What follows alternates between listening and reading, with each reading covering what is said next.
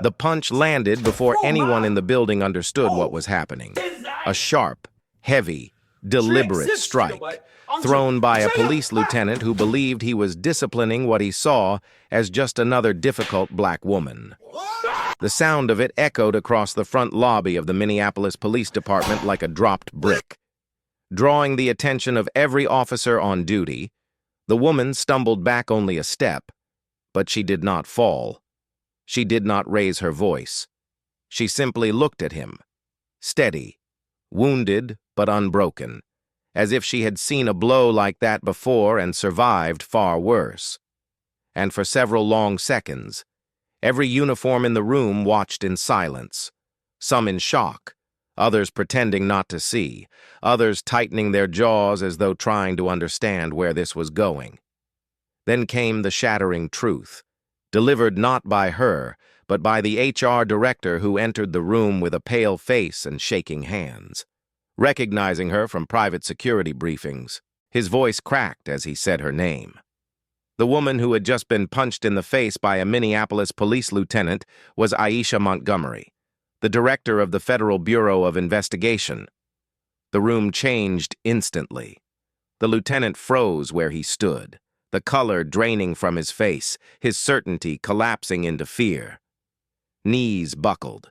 The silence deepened. For the first time in his 22 years on the force, he understood that there were consequences he could not talk his way out of. Paperwork he could not bury. Colleagues who could not save him. He had struck the highest-ranking law enforcement official in the United States, and she had let him, because she needed to see what he was when he believed no one of importance was watching. Before we go further into this story, where are you watching from today? Subscribe and leave a like. It helps more people hear stories about justice, dignity, and courage. Weeks before that moment, Aisha had been sitting in a quiet conference room in Washington, reviewing internal reports and citizen complaints involving the Minneapolis Police Department, over 150 documented incidents of discriminatory behavior in just 5 years, many nearly identical in tone and outcome.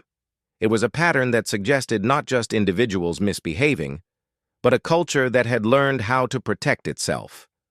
For Aisha, the issue was not abstract. It lived in her memory as clearly as the day it happened.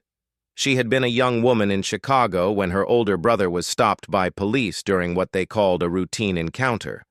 The encounter ended with his death. There was no accountability. Her family received no apology, only a thin envelope with a clinical report that explained nothing. That pain became a lifelong reason, a promise she carried into every office she ever held. Reform was not a slogan to her.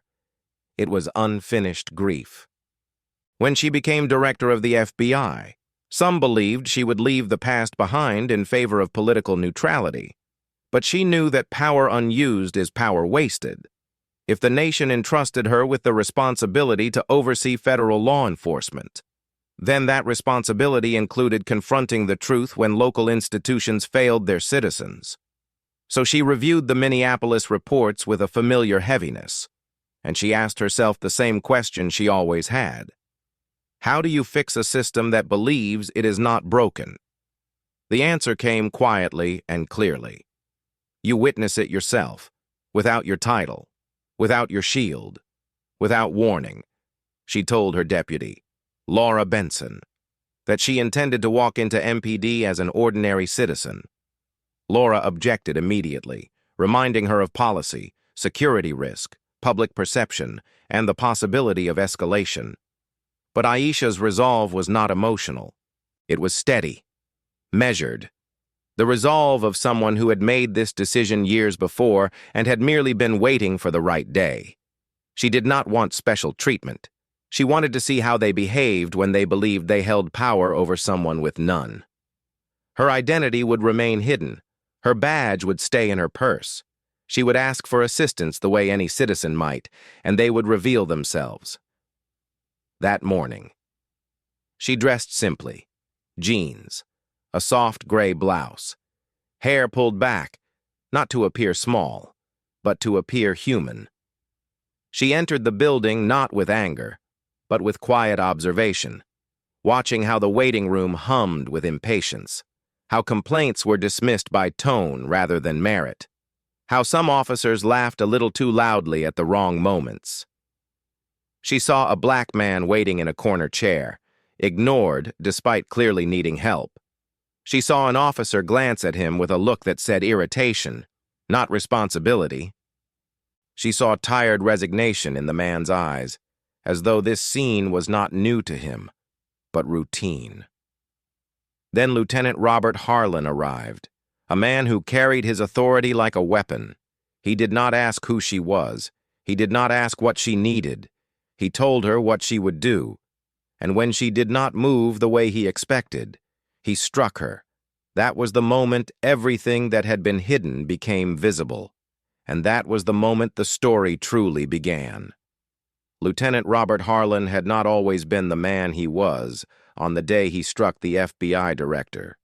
Though the seeds of who he would become had been planted long before his uniform ever carried rank, he grew up in a small Minnesota suburb where law enforcement was spoken of in the same tone as religion. Something sacred, something unquestioned, something inherited rather than chosen.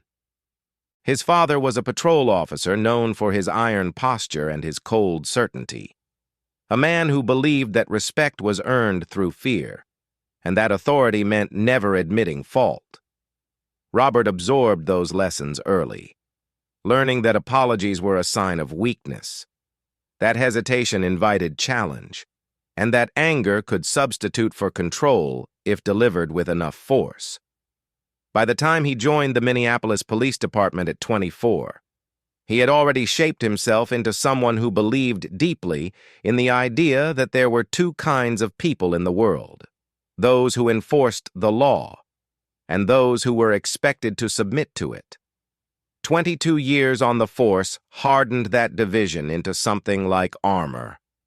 He rose through the ranks not because he was skilled, but because he understood how to survive inside a system that rewarded silence more than truth.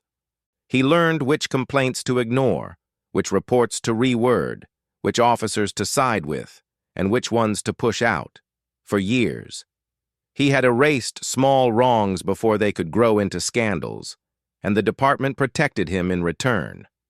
But the moment that defined the man he truly was came in 2018, on a rainy night that never made it into the official public record. A 17-year-old boy named Jamal Watkins had been stopped behind a convenience store after being falsely identified as a suspect in a car theft. The officer who grabbed him, Carla Vance, was only in her 6th year at the time, and she panicked when the boy pulled away in fear. The situation escalated fast and badly. He never survived the encounter. Harlan arrived minutes later, saw the fear in Carla's face, and decided that the truth would destroy them both. So he rewrote the story. He guided Carla through her statement, coached her tone, framed Jamal as aggressive, and argued that force had been necessary. The internal review cleared them. The family grieved without answers, and something inside Harlan shifted from belief to certainty. If the system would enable him to rewrite reality once, it could enable him forever. He did not see that relief as corruption. He saw it as loyalty. Carla, shaped by that night, became fiercely devoted to him, not because she admired him, but because she owed him her survival. Her father, a former officer himself, had raised her with a quiet bitterness toward any civilian who questioned police authority. And Harlan's protection only deepened her commitment to that worldview. As the years passed, they became a pair known inside the department as enforcers of the old culture, the unwritten one, the one that said the department's reputation mattered more than any citizen's pain. When activists protested policing practices, Harlan dismissed them as disruptive. When younger officers questioned certain procedures, he labeled them naive. One of those younger officers was Tyler Nguyen, a soft-spoken 28-year-old who had joined the force believing he could make a difference. He grew up watching his immigrant parents navigate a world that often treated them as outsiders. And he believed policing could be something gentler, something responsible, something human. But the environment he entered was colder than he expected.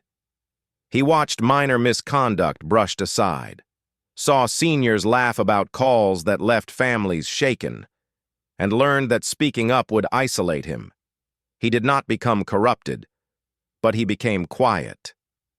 Then there was Sergeant Paul Donovan, a veteran like Harlan but shaped differently by time.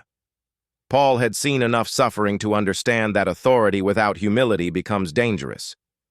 But he was tired, weighed down by years of trying to steer a culture that resisted change at every turn. He was present the day Jamal died. He had suspected the truth but lacked proof. It had haunted him ever since, when he looked at Harlan. He did not see confidence. He saw a man running from a truth that would eventually corner him. During the internal discussions about rising community complaints, Donovan had tried to speak plainly, but Harlan dismissed him with practiced ease, and the department leadership, anxious about public image, quietly accepted the version of reality that required less disruption. Meanwhile, outside the department, the frustration of citizens grew. One of them was Kendra Ellis, a community activist who had once been detained during a protest and spoken to by officers in ways that stayed with her long after the incident ended. She had worked for years gathering testimonies, connecting families, and pushing for reform through city channels. It was she who eventually passed a set of troubling patterns to the federal level, knowing that someone outside the department would have to verify what many in the community already knew. Those documents landed on Aisha Montgomery's desk, and when Aisha read them, she didn't see isolated incidents. She saw a structure built to sustain itself. The undercover visit she planned was not an act of provocation. It was an act of witnessing.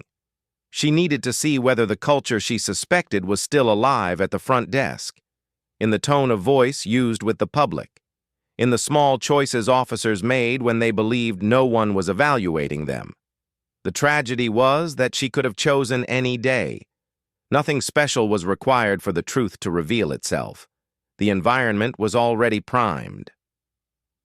Aisha walked into that building at a moment when the weight of 22 years of unchallenged authority rested on Harlan's shoulders, and when one wrong assumption would unravel his entire world. He did not know who she was. He did not ask. He reacted in the way he had practiced for decades.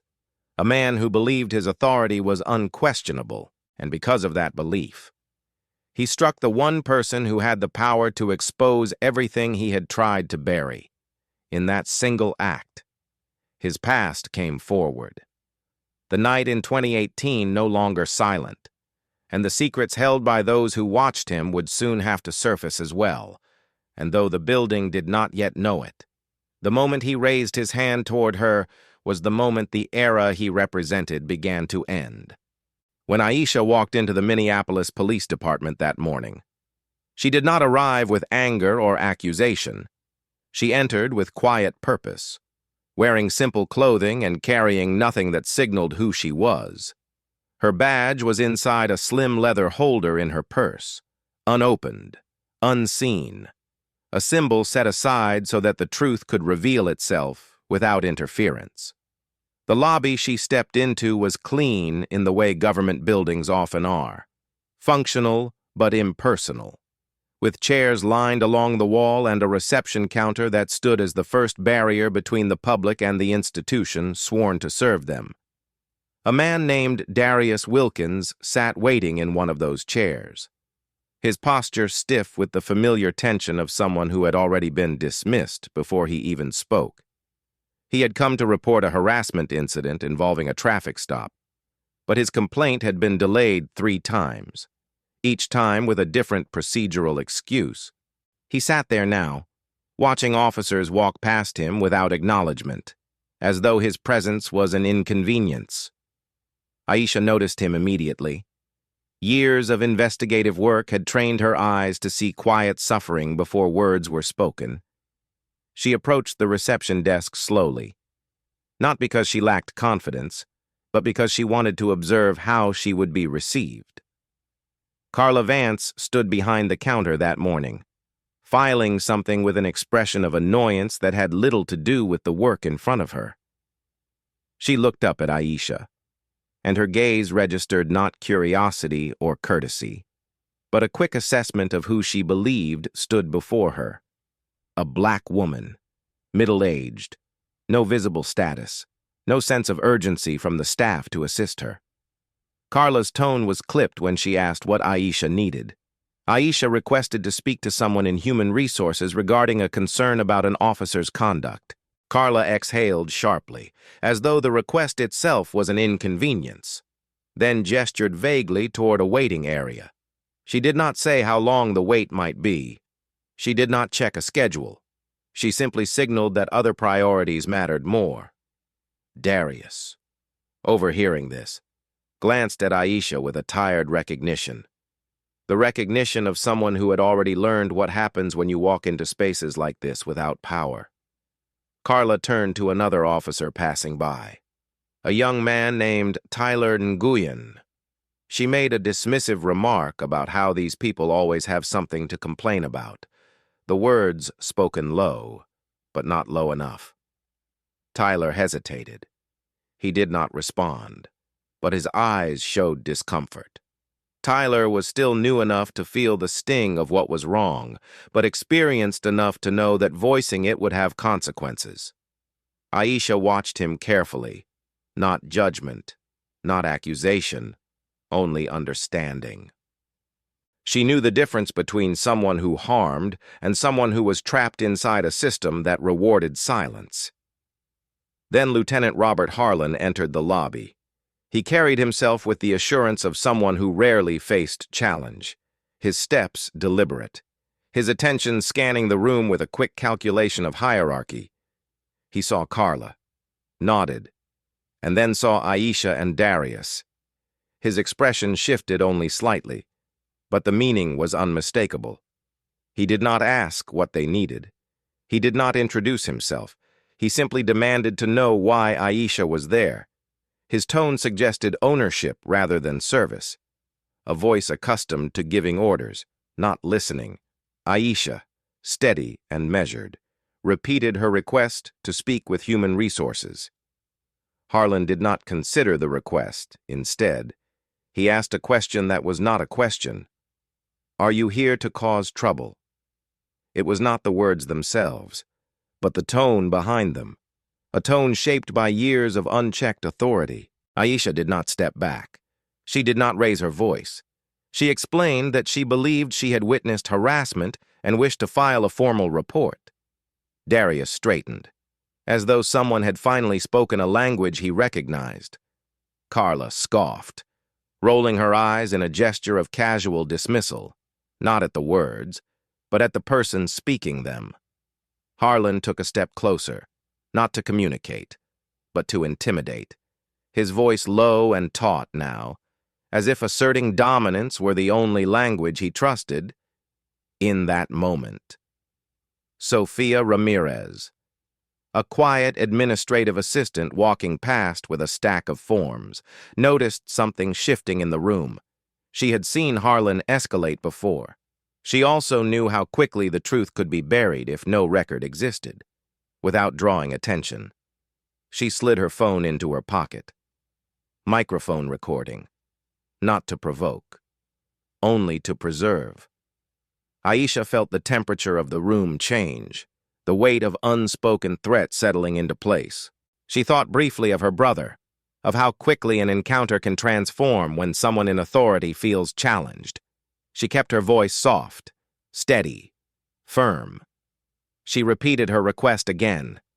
That repetition, calm and unbending, was what triggered Harlan's anger, because in his eyes, calm was defiance, and defiance was disrespect. He stepped closer, too close, and said the words he believed would end the exchange. Get out, or you will be removed. Darius rose from his chair now, not to confront, but because he could not sit and watch. Tyler froze, caught between his training and his fear. Carla smiled, not in joy, but in satisfaction, as though the script was unfolding exactly as she expected. Aisha did not move. Her voice remained soft. "No," she said. "I will not leave." And that was the moment the story began to accelerate. The moment tension crystallized into inevitability. The moment the culture of that building revealed itself without hesitation or disguise. The lobby was no longer just a room. It was a stage where the system was about to show the nation what it truly was when it believed no one was watching. And though no one yet understood the magnitude of what was unfolding, the quiet click from Sophia's phone ensured that the truth would not stay contained inside those walls. The tension in the lobby was thick enough to feel like a weight pressing against every breath. No one spoke for several seconds after Aisha's quiet refusal to leave. Lieutenant Harlan's face shifted from irritation to rage, the kind of rage that comes from years of never being told no. He took another step forward, his shadow falling over her, while Carla leaned back against the counter, smirking as though she was watching a performance she had seen before. Tyler and Nguyen stood frozen near the hallway, every instinct in him screaming to intervene, but every lesson in survival telling him to stay still. Sergeant Donovan had walked in midway through the exchange and stopped just inside the doorway, sensing the air change, sensing danger building from arrogance and fear colliding in the same man. Harlan's voice rose now, sharp and echoing off the glass walls. "You think you can come in here and make demands," he said, his words clipped and full of venom. Aisha's answer came calmly, each syllable deliberate. "I'm asking for accountability. Lieutenant, nothing more." Her tone, measured and steady, cut deeper than shouting ever could. It reminded him that she was not afraid, that she saw through him, and that was intolerable. Carla muttered under her breath, something about troublemakers, and Sophia Ramirez, still pretending to organize paperwork at her desk, angled her phone slightly to capture Harlan's face. She knew something irreversible was coming. The lieutenant pointed toward the exit again, his finger trembling with suppressed rage. "Last warning," he barked. "Get out of this building before I drag you out myself." Darius Wilkins stood now beside Aisha, not out of defiance but out of instinct, the need to show that someone, anyone, would stand with her. Aisha's voice remained calm. "You're threatening a citizen for filing a complaint," she said softly. "Do you hear yourself?" The question was disarming in its simplicity. It made Harlan pause, just long enough for the room to realize how unhinged he sounded. But then the pause broke, and his fury returned with force. "You don't get to question me in my house," he shouted, stepping so close that his badge nearly brushed her shoulder. His breath was heavy, his hands clenched. Carla laughed under her breath, trying to egg him on, the kind of laugh that feeds cruelty with approval. Tyler finally spoke, voice low but firm. "Lieutenant, maybe we should." He never finished the sentence. Harlan turned sharply, eyes blazing. "You stay out of this, rookie," he snapped. The young officer lowered his gaze, the shame of obedience washing over him. Aisha did not move. She simply looked at Harlan and said, "Then maybe it's time someone reminded you whose house this really is." It was a small sentence, but it struck the nerve he didn't know he had left. The silence after it felt electric, dangerous, alive, in that instant. Something inside Harlan broke loose, something that had been waiting for an excuse to surface. He lunged forward and shoved her hard in the shoulder. She stumbled but stayed upright, catching the edge of a chair to steady herself. The act was quick but enough to change the room completely. Donovan stepped forward now, his voice booming. "That's enough. Harlan." But it was too late. The lieutenant, shaking with fury, shouted, "I said get out!" and drew back his arm. The punch came fast, the same one that would later define his downfall. It struck her across the face, snapping her head to the side, the sound echoing through the lobby like a gunshot. For a second, time froze. No one moved. No one breathed. Aisha lifted her head slowly, her eyes clear, unbroken. She did not yell. She did not raise a hand. She simply looked at him. And in that look was something that terrified him more than any authority could. Pity. Sophia's phone kept recording, the lens catching everything. The punch, the shock, the silence that followed. Tyler finally moved, grabbing Harlan's arm. "Lieutenant, stop," he said, his voice shaking. Harlan pulled away violently, realizing too late that every pair of eyes in the room had seen what he had done. Donovan's voice came again, low and furious now. "You just crossed a line you can't come back from." Carla's smirk vanished as she saw Sophia holding her phone. Realization dawning that there was evidence, that this time there would be no rewriting of reports, no quiet erasures. Aisha straightened, wiped a drop of blood from her lip, and said softly, "Are you finished?" The words hung in the air, calm and powerful. Harlan's breathing was uneven, panic mixing with disbelief. He opened his mouth, but nothing came out. And then, down the hallway, a door opened and Michael Torres, the department's HR director, walked in, drawn by the noise. The moment he saw Aisha's face, recognition hit him like a jolt. His clipboard fell from his hand. "Oh my God," he whispered. "Director Montgomery." The room turned to him, confusion flashing across the officers' faces. Harlan blinked, not understanding at first. "Director who?" He said. Michael's voice trembled. "FBI. She's the director of the FBI." The words dropped like a thunderclap. Every sound in the lobby stopped. Carla's knees buckled, and she grabbed the edge of the counter. Tyler stepped back, eyes wide. Donovan looked at Aisha with a mix of awe and horror. Harlan staggered, his mouth opening, closing, searching for air that would not come. "No," he said, his voice breaking. "That can't be." But Aisha reached into her purse, pulled out her leather holder, and flipped it open. The golden badge caught the fluorescent light. The reality of it was unbearable. Harlan's face drained of color. He took one step back, then another. His voice cracked as he stammered. I didn't know." "I thought." But there were no words left that could save him. The authority he worshipped had just turned against him. His body trembled.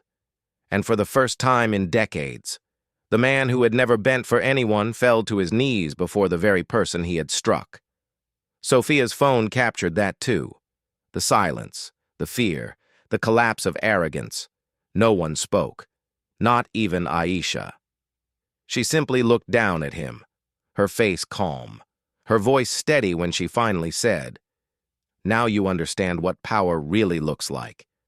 And with that, the weight of every cover-up, every lie, every abuse he had ever justified began to press down upon him. And the rest of the department knew that nothing inside that building would ever be the same again.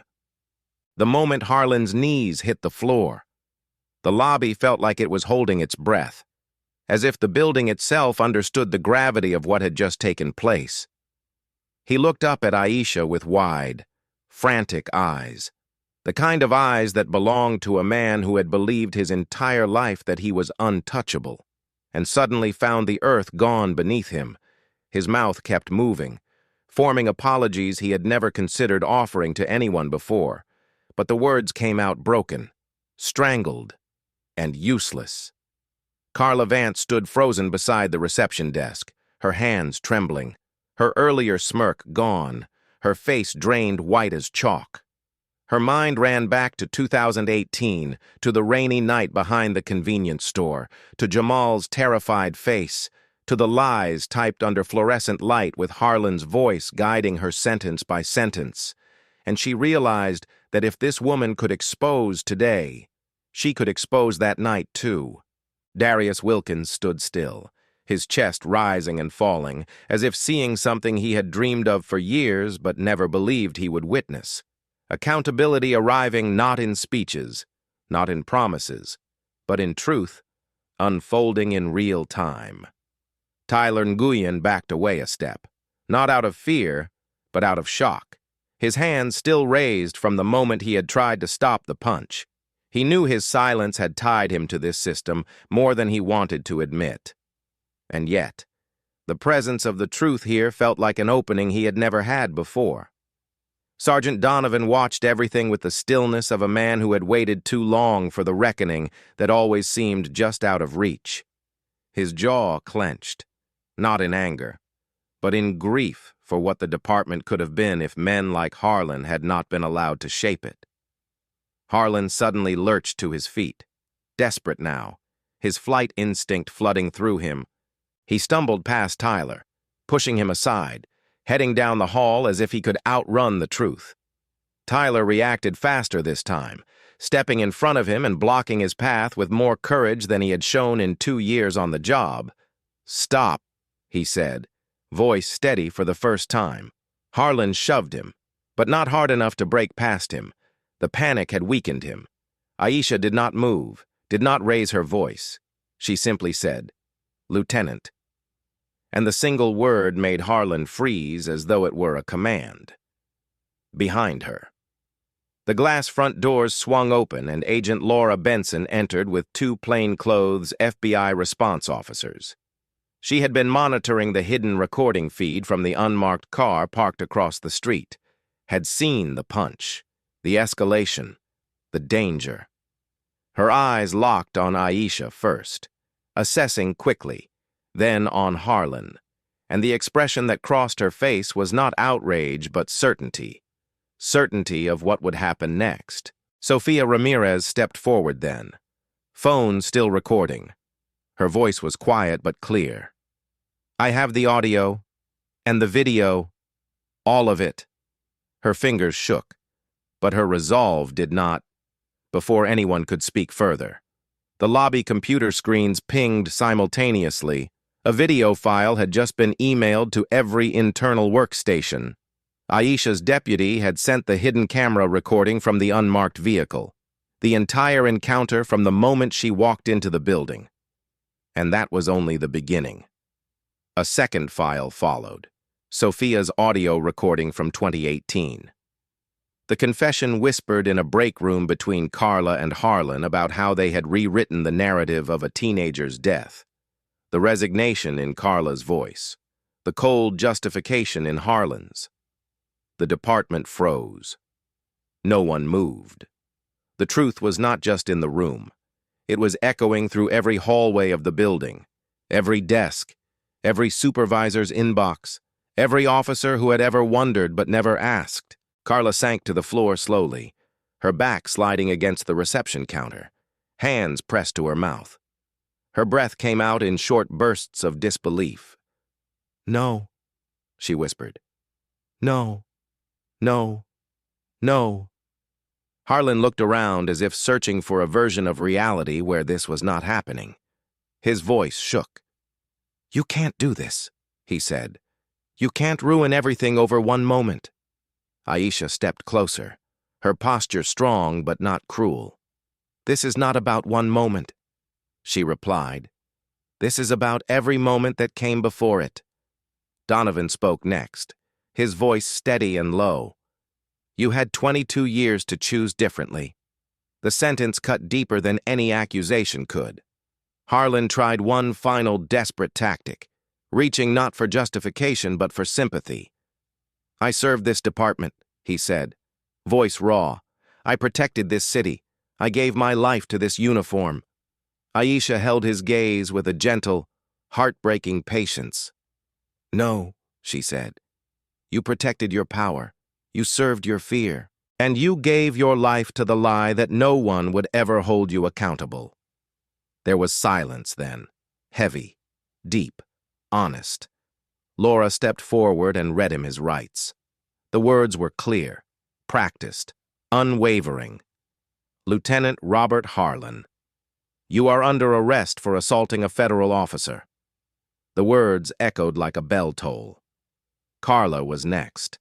Not out of vengeance, but out of truth, as accessory to obstruction and falsification of records. Tyler stepped aside as the FBI officers moved in. Harlan did not resist.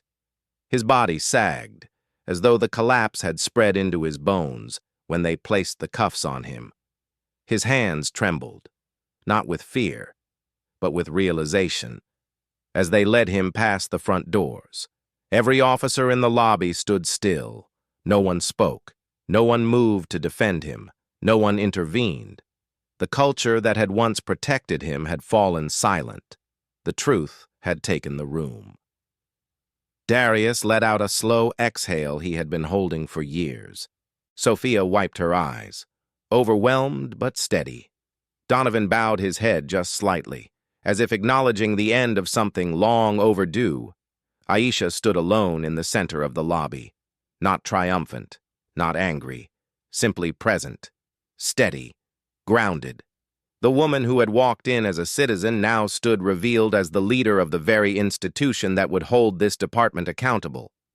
And the city, though it did not know it yet, was about to change. The hours that followed felt stretched and heavy, as though time itself needed to adjust to what had finally come to the surface, after Harlan and Carla were taken into custody. The Minneapolis Police Department found itself facing a silence it had not felt in decades. Officers avoided eye contact with one another, not because they did not understand what had happened, but because they understood it too well. The fragile balance of power, fear, and unspoken agreements that had shaped the department for years had cracked in a single morning, and no one quite knew what to do with the pieces. Aisha, still calm, still carrying herself with quiet authority, requested a conference room for immediate internal review. Her tone was steady, not triumphant, not punitive, simply resolute. Michael Torres led her to a long, glass-walled room overlooking the lobby. He moved with the posture of a man who had tried to change things but lacked the leverage to do so. And now, standing beside the director of the FBI, felt both relief and grief rising in him at the same time. Laura Benson walked close behind Aisha, maintaining a watchful presence without crowding her, while the two plainclothes federal agents stood discreetly by the door. Donovan entered next, shoulders squared, gaze direct. He took a seat at the far end of the table, hands folded in front of him, ready to speak the truth he had swallowed for years. Aisha opened the meeting without theatrics. Her voice was even, the kind of voice designed to cut through panic and reveal clarity beneath. She instructed that all officers present provide statements regarding what they had seen in the lobby. No one protested. Many had known this moment was coming, whether consciously or buried beneath years of frustration.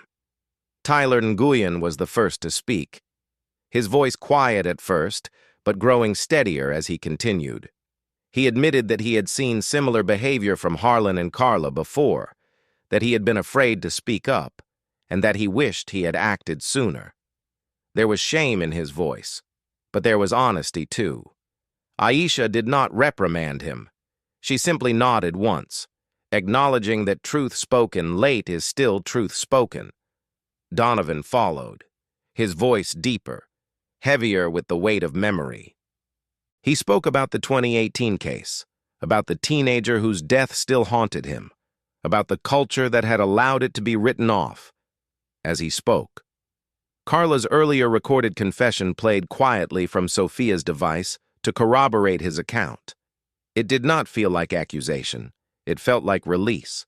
Some officers lowered their heads. Some wiped their eyes. Some stared ahead at nothing. No one interrupted. Meanwhile, in the lobby below, Nathan Kim, a young journalist known for covering community police conflict, arrived, tipped off by a terse message from Laura before the arrests. He did not enter the building immediately. Instead, he stood on the sidewalk, recording the exterior of the department first. speaking calmly into his microphone, documenting the moment without sensationalism. Then, after being cleared by federal agents, he entered the lobby and began gathering statements. His camera caught the scuff marks on the floor where Harlan had lunged. It caught Darius sitting now upright, no longer invisible.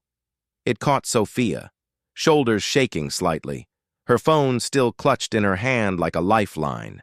Sophia's audio recording, when played back in the conference room, was not loud or dramatic. It was quiet, conversational, devastating. It captured Carla whispering that she didn't want to lose everything, and Harlan telling her that no one will ever know if we stick to the same story.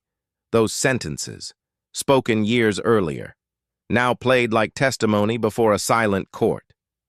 Aisha closed her eyes for a moment as she listened, not out of weariness, but out of recognition. She had seen this pattern in city after city, case after case, voice after voice, but here, in this room, the veneer had finally peeled away in real time. When the audio ended, the silence was so complete that even the air vent seemed to pause. Aisha then issued formal orders. Harlan and Carla would be transported to federal holding.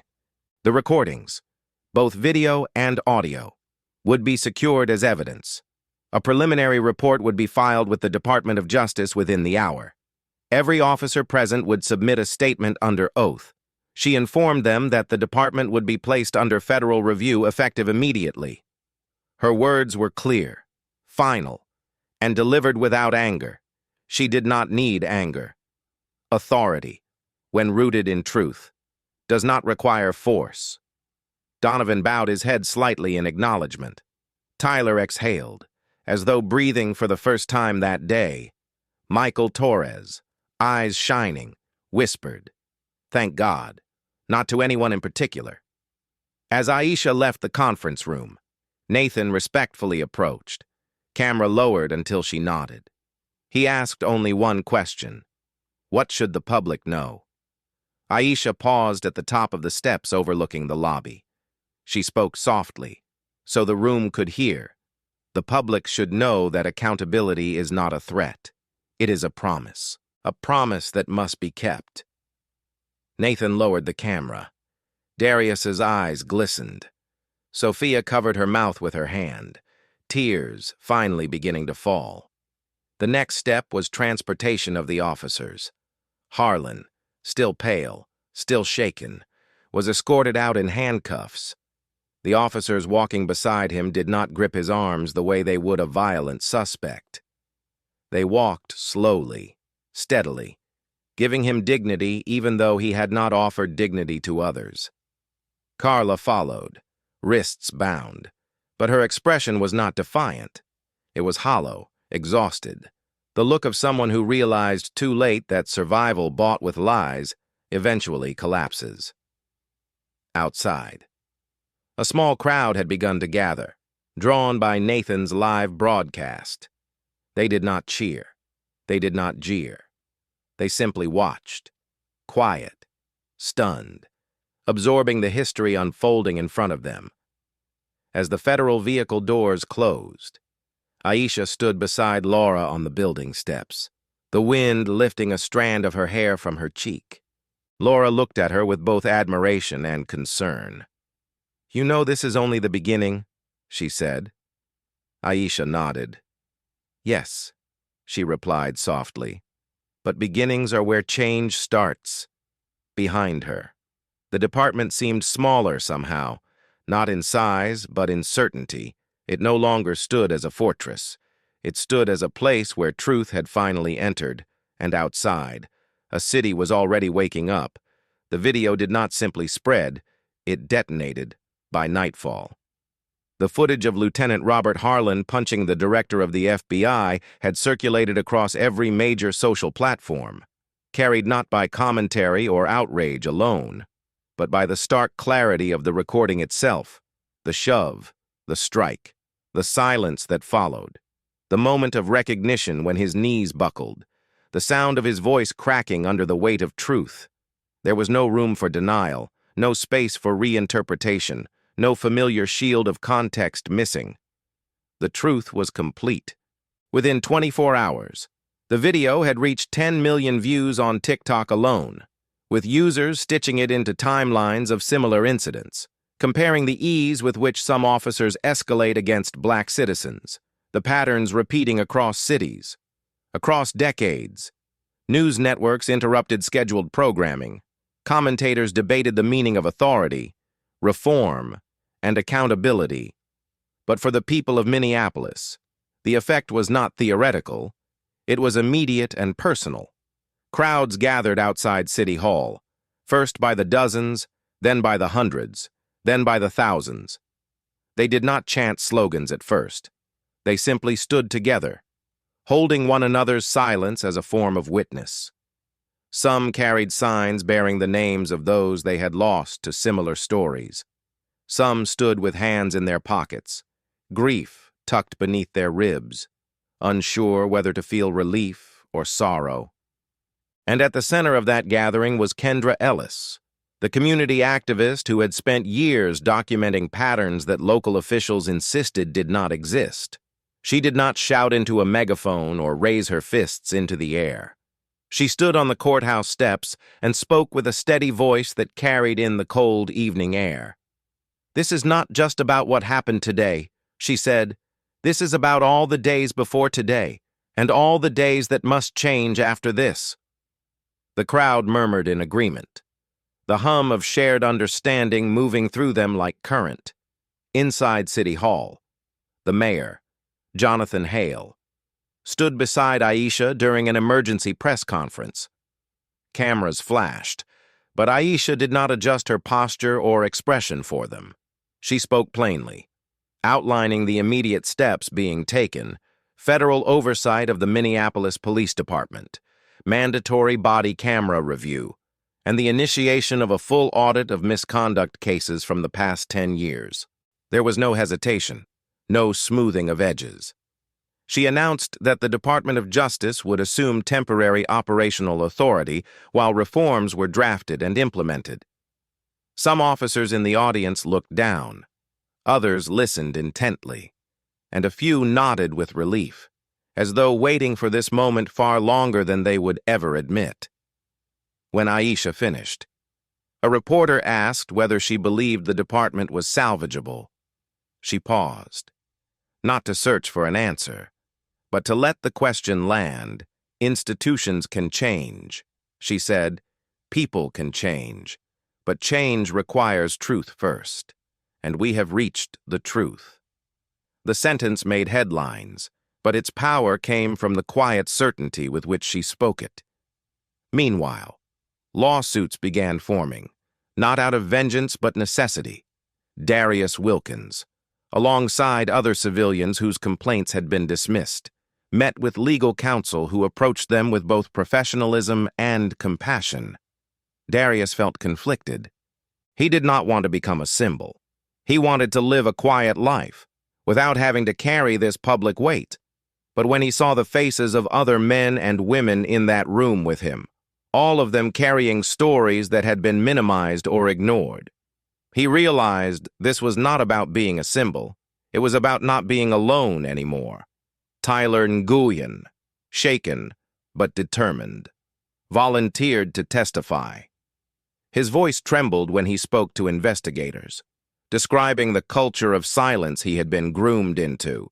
He confessed his own complicity, not to absolve himself, but to make clear that silence is not neutrality.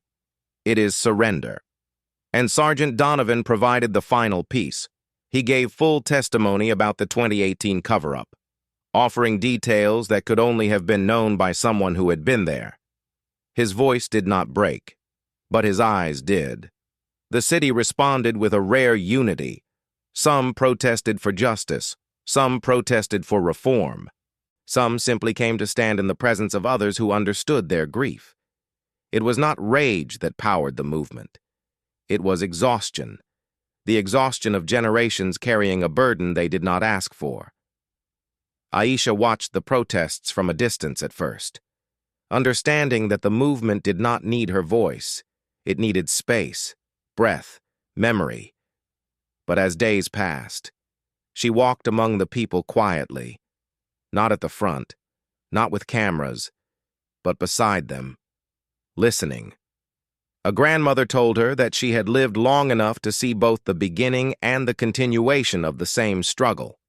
A teenager told her that seeing Harlan kneel was the first time he believed the system could be held accountable.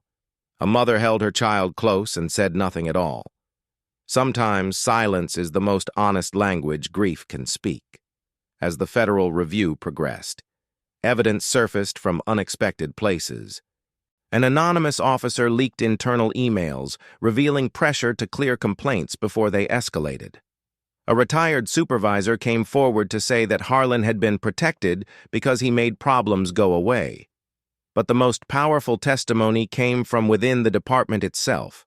Officers who admitted they had stayed quiet because they feared retaliation. Their voices created a crack, not just in the building, but in the culture. By the end of the week, Minneapolis was no longer asking whether change would come, but how far it could reach. And the country was watching. Aisha knew the work had only begun. Reform is not a moment. It is a long, unglamorous unfolding. But for the first time in a very long time, the first brick had shifted. And once one brick moves, the wall can fall. 6 months later, the city felt different, not healed, not finished, but changed in a way that was steady and visible. Like a landscape after a slow and necessary rain.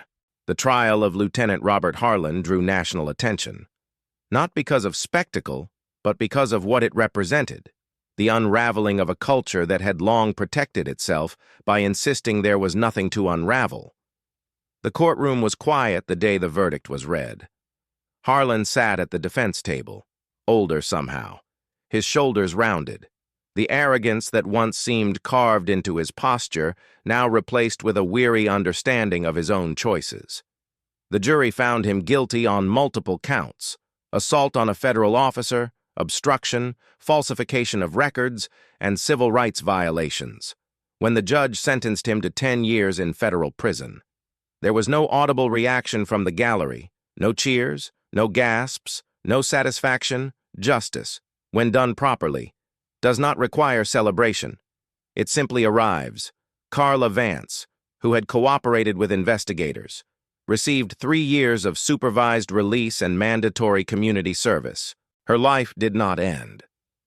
But it was stripped down to something bare and honest, forcing her to confront the person she had become, and perhaps, if she had the courage, the person she might still learn to be. The Minneapolis Police Department underwent restructuring. 40% of officers were replaced through voluntary retirement or termination. And the new academy curriculum was rebuilt from the ground up with community partnership, de-escalation, and psychological assessment as core requirements rather than side notes. Body cameras became non-negotiable, with footage reviewed every quarter by an independent oversight board that included civilians, clergy, and former victims. For the first time in decades, the department was required to meet accountability metrics not measured internally, but by third-party evaluators, and although resistance flickered in some corners, the tone of the building had undeniably shifted. The silence that had once enabled abuse was no longer the norm. A new language was emerging, not perfect, but earnest, during these months. Aisha continued her work quietly. Avoiding interviews and declining praise, she understood something that most headlines do not have patience for. Real reform cannot be sustained by a single moment of outrage or a single figure of inspiration. It must be built day by day, through policy, patience, and the willingness to confront discomfort again and again. She met with officers who wanted to do better, who were ashamed they had not spoken sooner, and she told them what she knew to be true, that shame is only destructive if you stop at it, if you move through it. It becomes responsibility, and responsibility is how change holds. The protests, after weeks of steady presence, evolved into community forums held in gymnasiums, church halls, School auditoriums, people shared their stories, some trembling, some steady, some still raw with memory, and they were heard. That alone was revolutionary. One afternoon, near the end of the reform rollout, Darius Wilkins came to see Aisha at City Hall. He did not come with papers or statements or reporters. He came simply to talk. They sat by a window overlooking the downtown street, where spring light fell across the pavement in long, warm bands. Darius spoke about the years he had spent shrinking himself in public spaces, adjusting his tone, measuring his steps, trying not to be seen as a threat. Aisha listened without interruption. Because listening is sometimes the greatest service one can offer. When he finished, she told him that his courage had not been in surviving the moment in the lobby, but in surviving every day before it. When no one was watching, he nodded, and the silence between them was not heavy. It was full, like something placed carefully in good hands. Before he left, she told him about the fund, a long-term community support initiative for people who had been harmed in encounters with law enforcement. She had used her position to secure federal grant matching, ensuring that the program would not fade after public interest moved on. Darius did not thank her immediately. He simply closed his eyes and breathed, as though allowing himself, for the first time, to exhale. The final public address took place on the steps of City Hall, not as a rally, but as a gathering of acknowledgement. There were no amplifiers. The crowd simply quieted when Aisha stepped forward. She looked out over the faces before her, elders who had marched in the 60s, teenagers who had marched last week, officers in uniform, mothers holding children, people who had lost, people who had hoped, people who had waited. Her voice was gentle and full when she spoke. Change is not an event, she said. It is a practice, a commitment, a promise that must be renewed every day, especially when no one is watching. We are not finished. We may never be finished, but we are moving, and movement is enough to begin. The crowd did not erupt. They breathed with her, and breathing together is a beginning. When the gathering ended, and the crowd slowly dissolved back into the city, Kendra Ellis and journalist Nathan Kim stood together near the steps. They had started a weekly workshop series for youth leaders, focusing on civic engagement and community-based accountability, not protests, not reaction, but creation. They waved to Aisha, and she waved back, not as a leader above them, but as someone walking beside them. As the day faded into evening, Aisha remained alone for a moment on the steps, watching the sky shift colors. She knew the work ahead would be long. She knew setbacks would come. Systems do not transform easily. But she also knew this. A tide had changed in a city that had once believed change was impossible. And tides, once they turn, do not turn back. She lifted her chin slightly, feeling the air move gently around her. And she allowed herself, not triumph, not pride, but a quiet, steady hope, and hope, when held with responsibility, is enough to change a world. Thank you for watching. If this story meant something to you, please subscribe to the channel and leave a like. Your support helps us continue telling stories that matter.